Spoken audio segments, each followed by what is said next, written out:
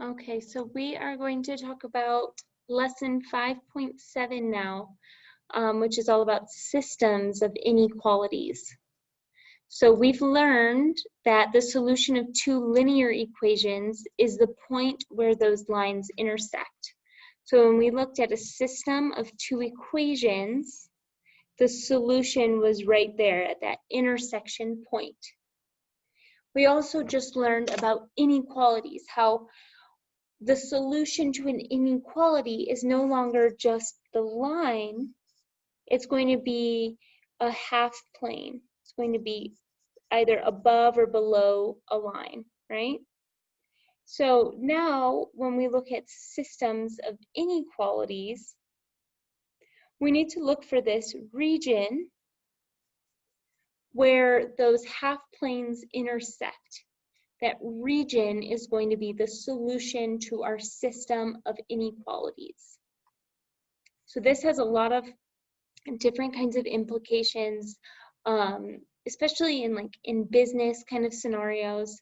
It allows you to model different situations. But let's go ahead and we'll get started by graphing a system of inequalities, just getting some practice doing that. So when we graph an inequality with two variables, it's really similar to graphing an equation, right? We need to first just change out these inequalities so that they have equal signs, and that will help us to graph a little easier. So the first one looks like y less than or equal to -2 plus 3/2 x. So if we're going to graph this, we need to first change the inequality to an equal sign, 3/2 x. So I can see that this is an intercept form where that -2 is my y-intercept and the 3/2 is my slope. So my y-intercept is going to be down here at -2. And then my slope will be 3/2. So my rise is 3 and my run is 2. So I go up 1, 2, 3, and then over 1, 2. And this will be my line. Before I draw it though, I want to make sure, I want to check to see if I want to use a dashed or a solid line. Since I have less than or equal to, that means I graph a solid line. Get that lined up and graph my solid line, right? So that's my first inequality.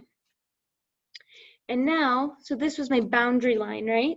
But remember, my solution to an inequality is a region. It's that half plane. It's not just the line. So what I need to do now is I need to pick a point and check to see if it makes the inequality true or false. If it's true, then I shade that area. If it's false, then I would shade the opposite area. So I either need to pick a point on this side of the line or on this side of the line. Let's pick this point right here, 4, 0. It's on this side of the line. And I'm going to plug that into my inequality. So 4, 0 gets plugged into y is less than or equal to -2 plus 3/2 x. So 4 gets plugged in for x, 0 gets plugged in for y. So that would be 0 is less than or equal to -2 plus 3/2 times 4. 0 is less than or equal to -2 plus 3/2 times 4. 3/2 times 4 means I need to multiply 3 times 4, which is 12, and then divide by that 2. So 0 is less than or equal to -2 plus 12 over 2 is 6. So 0 is less than or equal to 4. That is true. So I'm going to shade this half plane down here. Okay. So that took care of my first inequality. Now let's graph my second inequality. So my second inequality looks like this. Y is greater than 1 minus x. So first thing I do is rewrite it as an equation and replace the equal sign, or the inequality, with an equal sign. So I get y equals 1 minus x. And this is going to be my boundary line. Again, this is an intercept form, where 1 now is my y-intercept, and -1 would be my slope. So 1 is my y-intercept, that's up here, and then -1 is my slope. So I go down 1 over 1, down 1 over 1, down 1 over 1. And then I'll connect those points.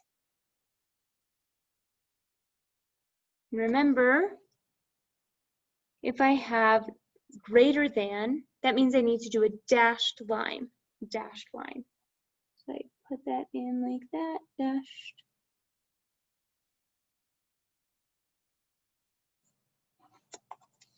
And that gives me my second boundary line of my second inequality.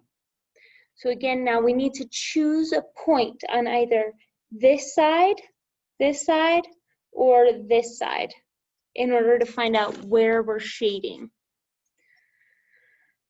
So let's choose a point down on this side. So let's choose something like this, 0, 0. That's on this side of that line over here.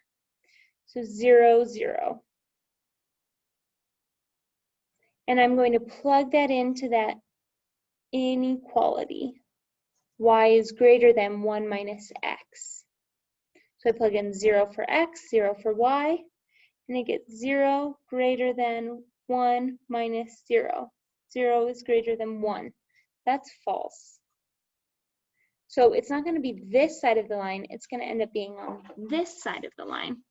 So what I do now is I'm going to shade over on this side of that boundary line.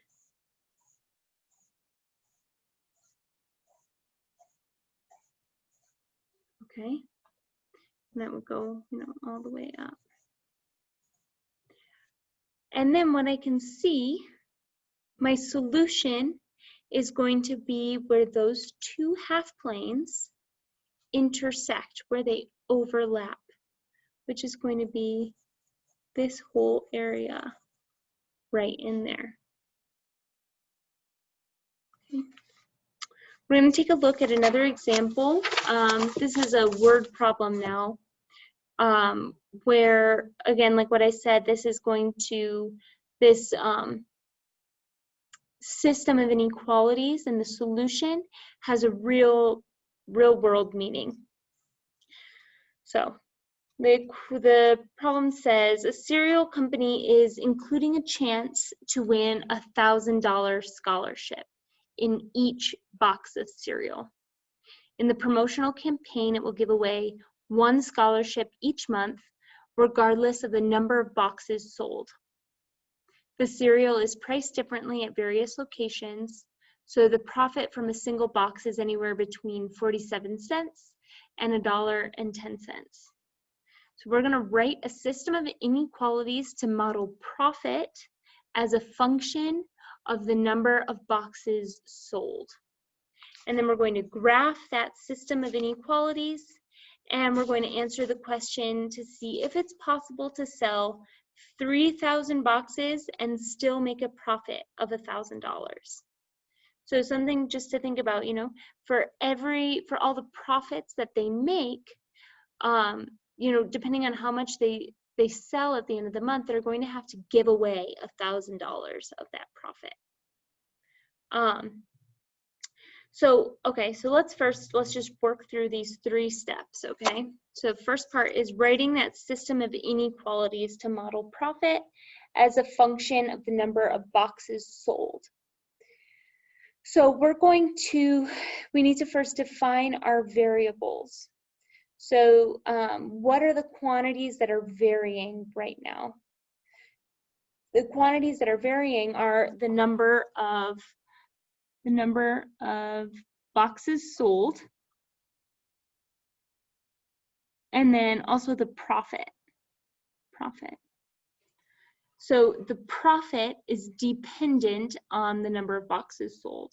So this is our independent variable, and this is our dependent variable. The independent variable is going to be represented by X, and the dependent variable will be represented by Y. So let's think about this. So the lowest profit per box is 47 cents. So 47 cents times the number of boxes sold would represent the minimum profit when however many boxes are sold. So let's say that, out of all the boxes that are sold, they're all worth 47 cents. So therefore, 47 cents times X would be, again, minimum profit. So it's a minimum profit. And then the maximum profit, and then, one second, and then from whatever that profit is, remember we need to subtract $1,000. We have to subtract $1,000. So let's subtract 1,000. That would be the minimum. And then the maximum profit would be similar. The maximum profit from each box is, let's write that, maximum profit. So the maximum profit would be $1.10 for each box. So $1.10 times X, but still subtract 1,000. Okay. So let's think. So Y, so if our minimum profit is going to be 47 cents times however many boxes are sold minus 1,000, and Y is our profit, whatever our profit is, this is the minimum, then Y has to be greater than or equal to 47 cents times X minus 1,000. And also Y has to be less than 110 X minus 1,000. So there we go. We just took care of step A. We wrote our system of inequalities to model profit as a function of the number of boxes sold. So what we're going to do next is we are going to graph our inequality. We're going to graph the inequality.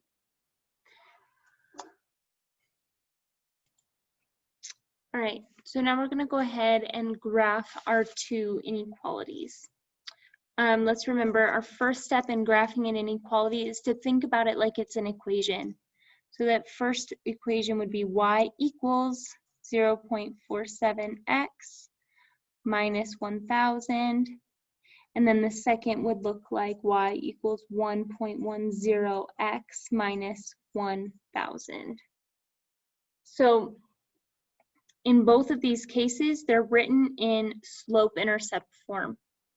And for both of them, their y-intercepts will be down here at negative 1,000. This first equation, the slope is 0.47.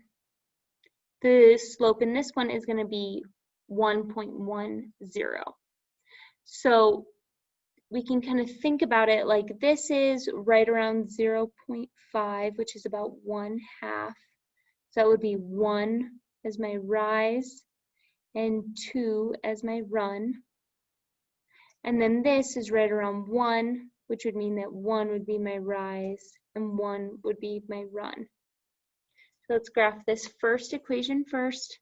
And they're both going to have solid lines, right? Because they're both, this one's greater than or equal to, this one's less than or equal to. So again, I start at my y-intercept. And for this, I'm going to go up 1 over 2, up 1 over 2, up 1 over 2, up 1 over 2. And this would be my inequality for for minimum profit. And let's choose a point either on this side or this side in order to determine which side we need to shade. So let's choose this right here. Let's choose 0, 0. Plug that in so we get, plug it into the original to that inequality. So we get 0 is greater than or equal to 0.47 times 0 minus 1,000. So 0 is greater than or equal to negative 1,000. That's true. So therefore, I need to shade in this top part. It's going to be above. Dun, dun.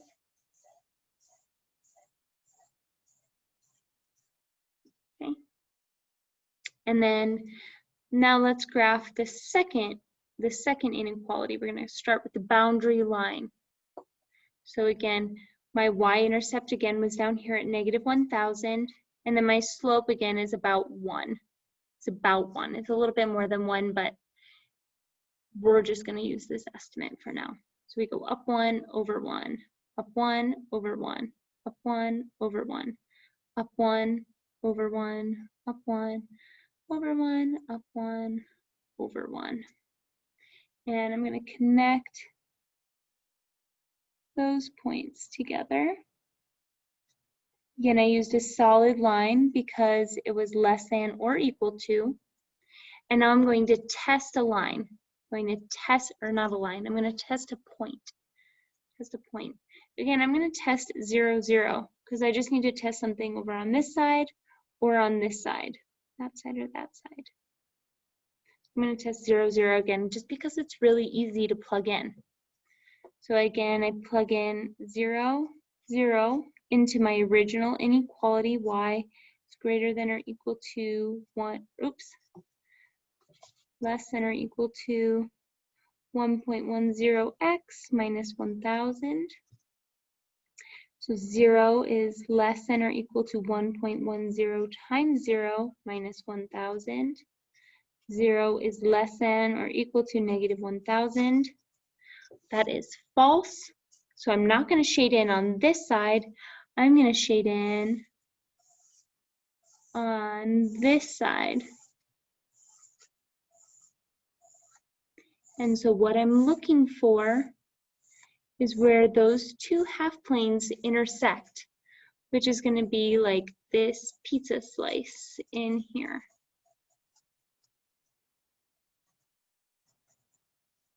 Okay. So this is my solution. This is where